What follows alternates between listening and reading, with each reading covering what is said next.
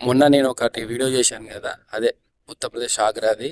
అదే భర్తని చంపి బాత్రూమ్ టైల్స్ కింద పాతి పెట్టిందని. ఆమెకు అడ్వాన్స్ ఇప్పుడు ఈమె.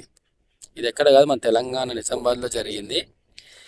ప్రశాంత్ సంధ్య అని ఇద్దరు హస్బెండ్ వైఫ్. హస్బెండ్ సౌదీలో ఉండేవాడు. అయితే రీసెంట్గా జూన్ 27కి మన తెలంగాణకు వచ్చిండు, నిజామాబాద్కి. అయితే ప్రియుడితో కలిసి ఫుల్గా మద్యం తాగిపించి ఇంట్లో, అక్కడ కాకుండా మళ్ళీ మిద్దెపైకి తీసుకెళ్ళి మళ్ళీ ఫుల్గా తాగిపించిన తర్వాత మిద్దెపై నుంచి తోసి చంపుదామని ట్రై చేస్తారు. కానీ ఆయన చిన్న చిన్న గాయాలతోనే బయటపడతాడు. తర్వాత నెక్స్ట్ డే మధ్యాహ్నం ఏం జరుగుతుంది అంటే, ఎవరు లేని టైంలో ఏం చేస్తుంది, మత్తు మంది ఇస్తుంది హస్బెండ్కి. మత్తు మంది ఇచ్చి ఆ చెయ్యికి మిద్దెపై నుంచి పడ్డప్పుడు పెట్టి క్యానల్ ఉంటుంది కదా, సెలైన్ పెట్టేది, ఆ దాని ద్వారా భర్తకి టాయిలెట్ క్లీనర్ ఎక్కించి చంపేస్తుంది. అయితే ఆమెకి ఆ అనుభవం ఎక్కడదంటే, ఇంజెక్షన్ చేయడానికి గతంలో 2-3 సంవత్సరాలు నర్సుగా పనిచేసింది. ఇప్పుడు ఆడుకుంది ఎలా చంపాలని.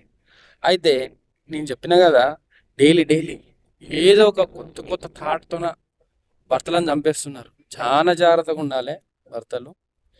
అసలు ఏమీ ఆలోచిస్తలేరు.